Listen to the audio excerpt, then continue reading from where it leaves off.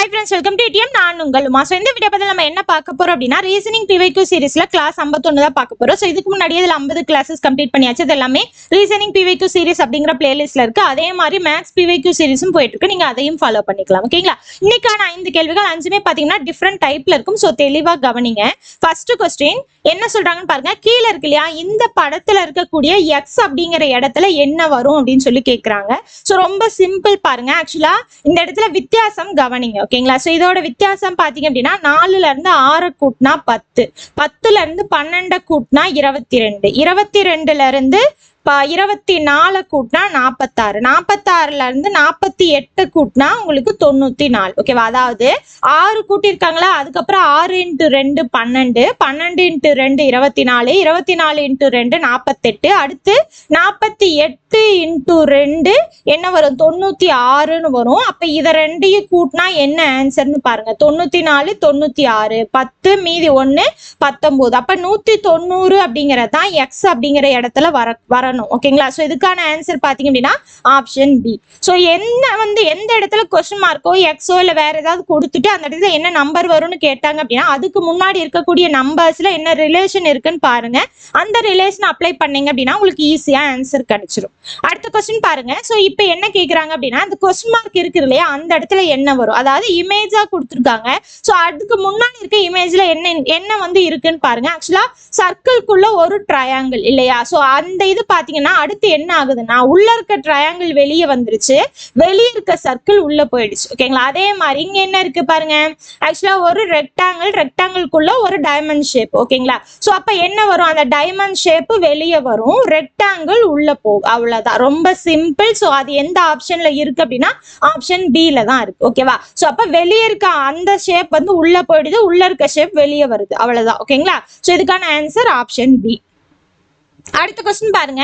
So கீழே இருக்க அடுத்த நம்பர் என்ன வரும்னு கேக்குறாங்க. 1 6 13 22 33. அப்ப அடுத்து என்ன? சோ 1 6 13 22 33. சோ வித்தியாசம் பாருங்க.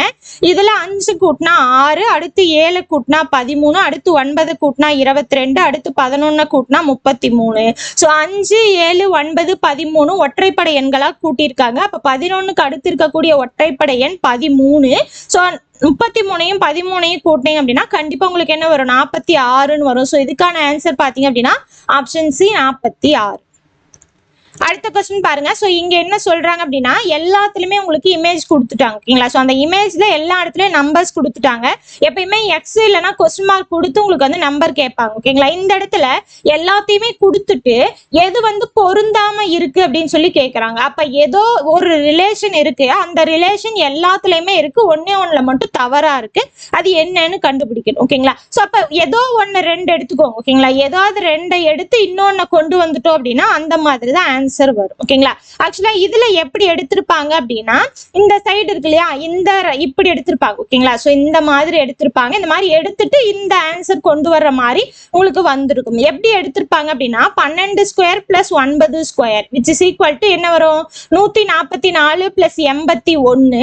சோ கூட்டினீங்க அப்படின்னா 225. இது 15 ஸ்கொயரோட ஆன்சர். அப்ப ஒவ்வொரு வேல்யூஸும் ஸ்கொயர் பண்ணி கூட்டினீங்கன்னா இந்த 2 வேல்யூஸ் கூட்டினீங்கன்னா இங்க இருக்க வேல்யூஸோட ஸ்கொயர் கிடைக்குது. அதே மாதிரி அடுத்து பாருங்க 3 square plus 4 square equal to என்ன வரும், 9 பிளஸ் 16 25. இது 5 ஸ்கொயர். அப்ப இதுவும் சரியா இருக்கு, இதுவும் சரியா இருக்கு அந்த ரிலேஷன்ல. அடுத்து மூணாவது பாருங்க.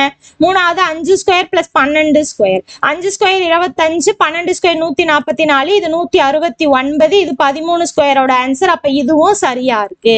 அப்ப அடுத்து இதுதான் கண்டிப்பா தவறு, இருந்தாலுமே செக் பண்ணிக்கோங்க. பாருங்க 6 square plus 4 square, 6 square 36, 4 square 16.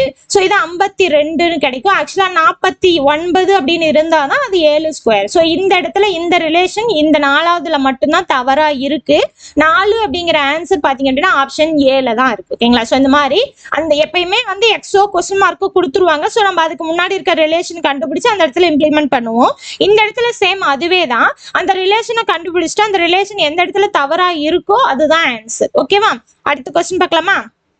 அடுத்து பாருங்க. தன்யா எரிக்கை விட பெரியவள். தயா தன்யாவை விட பெரியவன், எரிக் தயாவை விட பெரியவன். முதல் 2 கூற்றுகள் சரி எனில் மூன்றாவது கூற்று எப்படிப்பட்டது? அதாவது ஃபர்ஸ்ட் கூற்று இது, ஓகேவா, செகண்ட் இது, தேர்டு இது. ஃபர்ஸ்ட் 2ஐயும் வச்சு மூணாவது என்னன்னு கேக்குறாங்க. சரியா தவறா இல்ல சொல்ல முடியுமா சொல்ல முடியாதா அப்படின்னு கேக்குறாங்க, ஓகேவா. சோ தன்யா பாத்தீங்க அப்படின்னா எரிக் இருக்காங்க இல்லையா, அவங்கள விட பெரியவள். அப்ப இந்த மாதிரி கிரேட்டர் தென் போட்டுக்கோங்க, ஓகேங்களா. சோ தன்யா எரிக்கை விட பெரியவள். அடுத்து தயா பாத்தீங்க அப்படின்னா தன்யா இருக்காங்க இல்லையா, தன்யாவை விடவும் பெரியவங்க. சோ இதை வச்சு நம்மளால என்ன சொல்ல முடியும்? தயா பெரியவங்க, அதுக்கப்புறம் தன்யா, அதுக்கப்புறம் எரிக் இப்படிங்கிற அந்த சொல்யூஷனை நம்மளால சொல்ல முடியும் இந்த 2 கூற்றை வச்சு.